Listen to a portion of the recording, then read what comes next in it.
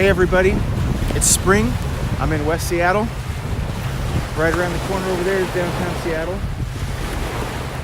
It's Puget Sound, there's the Olympic Mountains back across there. This is Alki Beach. One of the few actual sandy beaches we have here in the Seattle area, so it's pretty cool. The sun's out, which is rare, so spring is coming and I'm loving it. I haven't done any videos in a minute because I had some things revealed to me back in December intuitively that were things inside a gym, inside me that needed worked on, and they just were clearly the priority. So I redirected most of my outward energy and brought it inside, did some really deep inner healing as things were revealed, and those were super chaotic and my body recalibrating several times, but I knew what I was doing. I was diving in and I was inviting those processes in, and it has changed me. I'm a very different person on those deeper dimensions than I was 4 months ago, say. Consequently, these experiences have brought me a bunch of new things to teach, so I've got 10 or 20 layers of things stacked up, so I'll be pumping out a bunch of videos this spring and sharing all that with everybody. Today, the topic is, what is divine masculine and divine feminine? Why are we using those terms?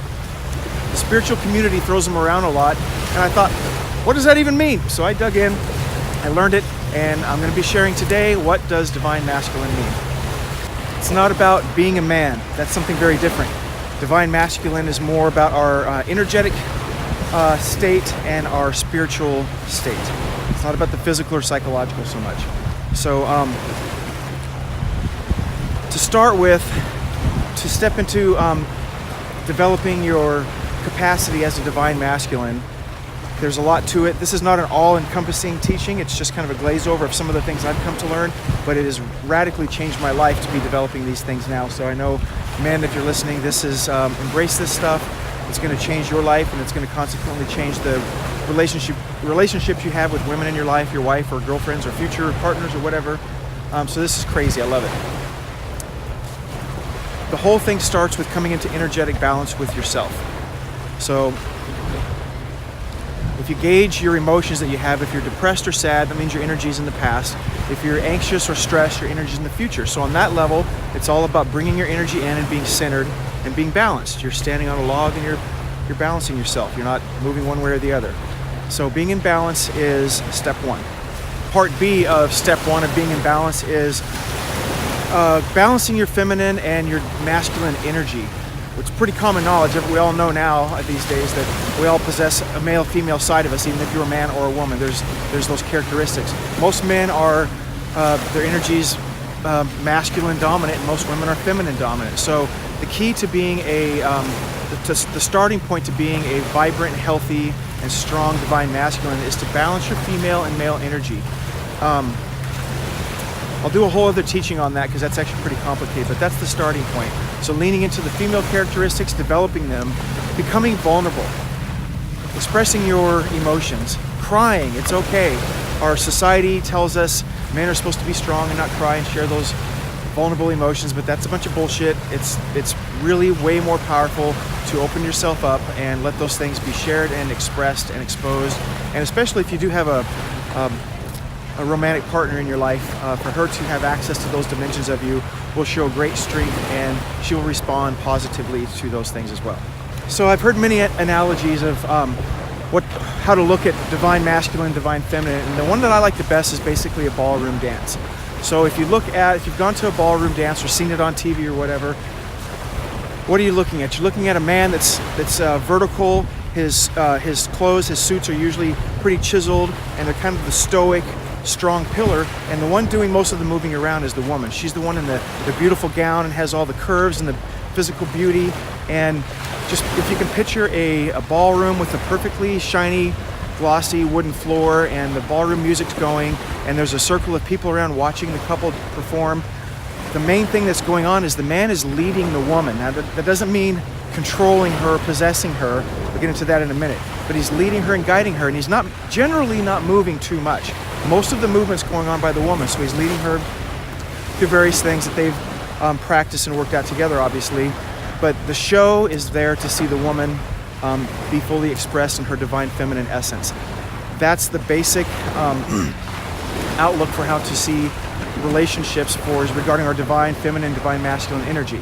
Now, that's not to say that the man is always perfect. He's going to stumble and fall sometimes. So say you can look at it like the couple is out practicing their ballroom dance and they're out in a meadow privately or whatever, and there's holes and sticks and rocks. He's going to stumble and fall, or maybe he's going to forget the steps sometime.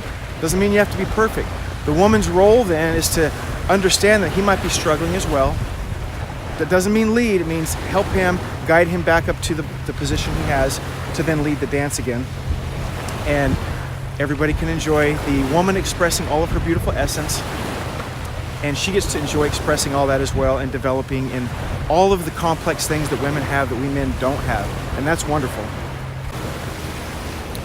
Okay, continuing on, once you've come to a place of balance, then the next thing to do is, as a divine masculine, is to listen to God, source, creator, whatever you want to call that entity or that energy for you and your belief system.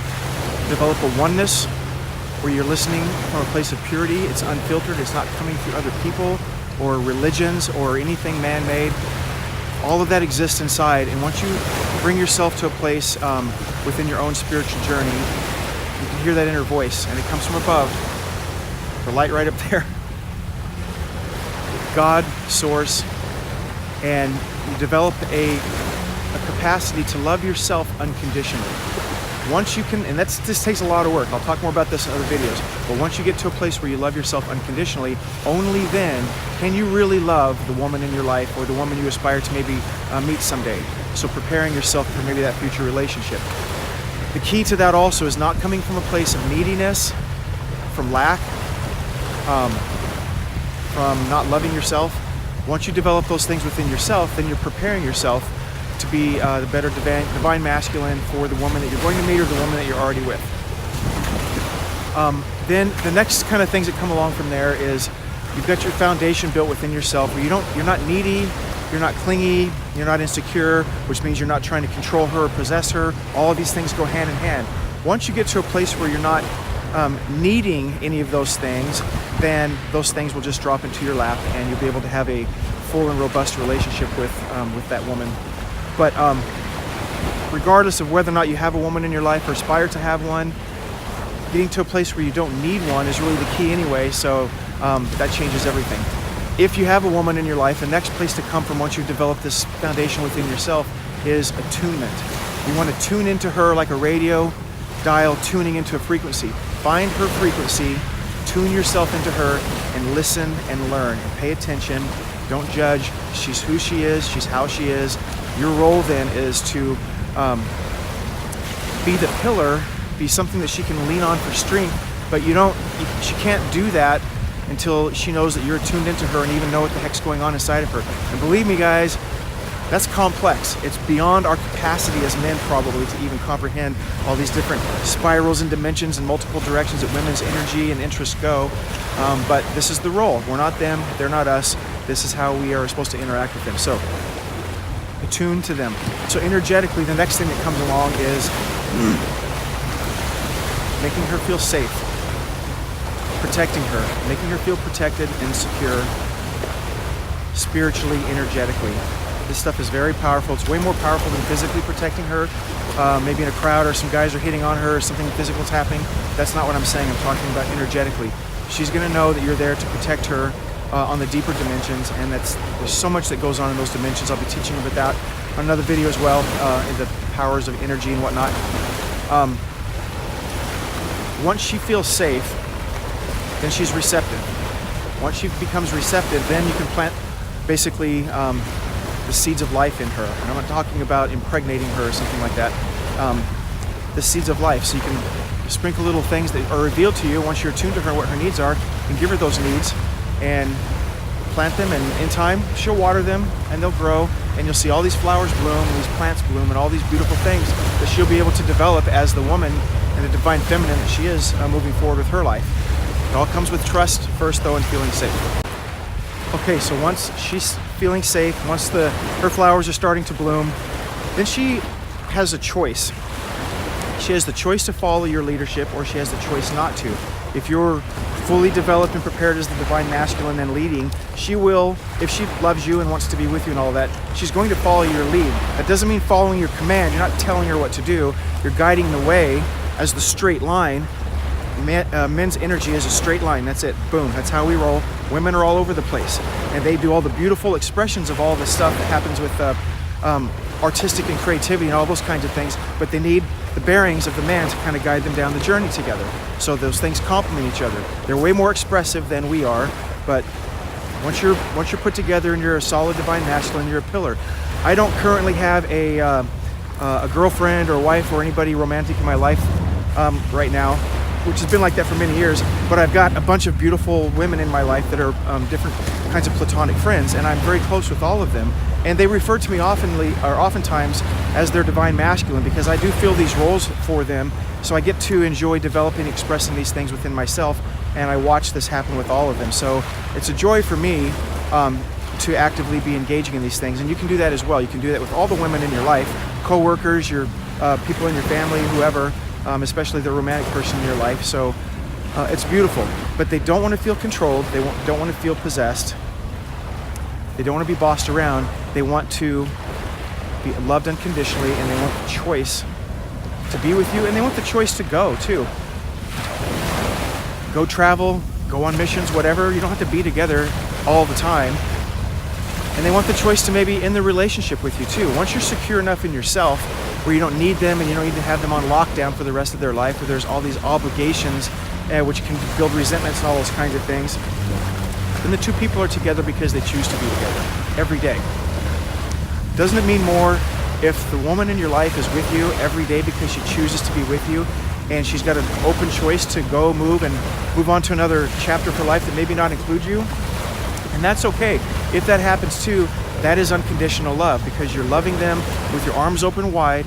They can step into and you can hug each other. They can step away and you can love them from afar too, and love them by letting them going on to the next thing in their life as well, which may not include you. That may or may not happen, but if you get to a place where you're really there and you own that, and you'll know it, you're not going to lie to yourself, but you know that they can leave if they want, then you really unconditionally love them, which is just going to magnetically attract them more anyway. So this stuff just really compounds. It gets more and more positive. So another dimension of helping the divine feminine in her life step into all of her essence is, if you're doing all the masculine work, she doesn't have to.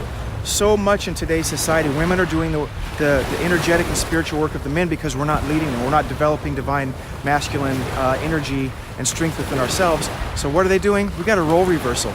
So many women are running the relationships and running the men, and in a very low vibrational, unhealthy way. Feminism and all these things come out of the 70s are a response of that, of men not being divine masculines for hundreds of years, if not a couple thousand years. So, but things are shifting now, and the collective as a whole is responding to this. Things are becoming more in balance, so it's our job to learn about these things and step into them, because it's what's happening, and it's beautiful, and I'm loving being part of it and enjoying watching everybody developing these things. Here's another quick touch of a topic. Sex is sacred. Sure, the physical enjoyment and the pleasure and all that is great, and there's all these different levels in there that are mutually shared and just great, and all these different ways to express those things. But the physicality of it is introduction to sex. Sex is sacred. Sacred sexuality, you can look up things about that all over the internet, is beautiful. You can step into dimensions of energy exchanges, kundalini, rising, and all of this are forms of interacting sexually. Dimensions can be accessed in and through each other that are beyond the 3-dimension, beyond the physical, literally transcending into other dimensions of basically it's heaven. Sex can be the physical conduit to access these other dimensions, and when you can learn about those things, which I'll be probably teaching a whole video on that as well at some point soon, but sacred sexuality is something to be cherished, so treat it as such. She's not a piece of meat. She's not just someone you're getting laid with. Step it up, okay? Step it up. All that's bullshit. So, oneness, completeness with yourself, God source oneness, unconditional love for yourself. You can love unconditionally. You can't love unconditionally that way if you're not loving unconditionally this way. That's the starting point. Attunement. Become the unconditional loving pillar of support. You can do that, she'll feel it, she'll lean into you, and you will see miracles change. She will become something different. She'll become everything she's here to be, and soul purposes will be discovered. And it's not about clocking in and making money and going on vacation and buying houses and being entertained and all that stuff. It's about, you know, why are we here in these incarnations anyway? So developing all these things can lead to those things being revealed and a completely different life than probably what a lot of people are living now. So men, contact me directly if you want to talk one-on-one about this. I've been having a lot of those conversations, and it's been changing my life and changing lives of men I'm interacting with. And it's a reciprocity thing too. It's not just gym teaching or whatever. It's an interactive thing we're doing together. So as you share things with you that need to be healed and cleared, I see things as a mirror back at me of things that I need to work on, and I love those interactions. They're great. A couple things I'll put links in the description down below is this guy named Aubrey has a poem, and I'll put the link to that. It's really cool. It's about being divine masculine. And another one is Theodore Roosevelt had a little 1-minute speech kind of thing, or part of a speech he did. I think it's called Stepping into the Arena, and it's about stepping into a fighting arena like a boxer, and you're becoming vulnerable and you're opening yourself up to have your ass kicked in front of 18,000 people, or you're going to take down the guy across the arena. But it's stepping into the arena and being vulnerable. So I'll put a link on that one down there as well. So enjoy, everybody. I hope you're enjoying the spring coming, and look for more videos coming soon.